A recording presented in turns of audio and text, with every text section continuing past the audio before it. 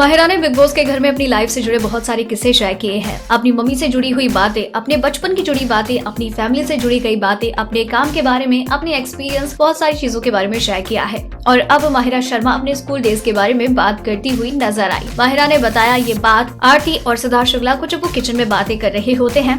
माहिरा ने बताया कि ये कश्मीर की बात है, तब हम कश्मीर में रहा करते थे और हमें शिफ्ट होना था जम्मू में। और हमारी एक टीचर थी दिलबरा मैम, वो मुझे ट्यूशन पढ़ाने के लिए आया करती थी। मेरी मम्मी ने मुझे घसीट के लेके आया है वहाँ से, क्योंकि मैं आई नहीं रही थी, क्योंकि मुझे लगता था कि मैं दिलबरा के बिना रह ही नहीं पाऊंगी। इस पर सिद्धार्थ ने पूछा कि तेरी एज क्या थी। उन्होंने बताया कि 2.5-3 साल। इस पर आरती और सिद्धार्थ कहते हुए नजर आए कि मेरे मम्मी डैडी तो इतने अमीर नहीं थे कि हमें 2.5-3 साल की एज में ट्यूशन टीचर लगा के दे। वैसे भी तो ट्यूशन में पढ़ती क्या होगी।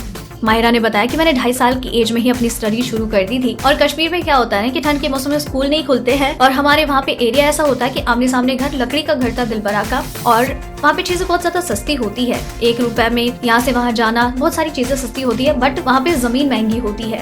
और जब मेरी मम्मी मुझे दिलबरा से दूर लेके आ रही थी ना, तो वहाँ पे दूसरे बच्चे थे। उन्होंने पता क्या बोला कि अब तो तू जा रही है, अब दिलबरा मेरी फेवरेट टीचर, उनके पास मैं रहूंगी। तो मैंने उसकी आंख में उंगली डाल दी थी। इस पर सिद्धार्थ ने कहा, तभी यार तुझे तभी से बचपन से ही उंगली डालने की आदत है तुझे। और यहाँ पर ये तीनों खिलखिलाकर हंसते हुए नजर आते हैं।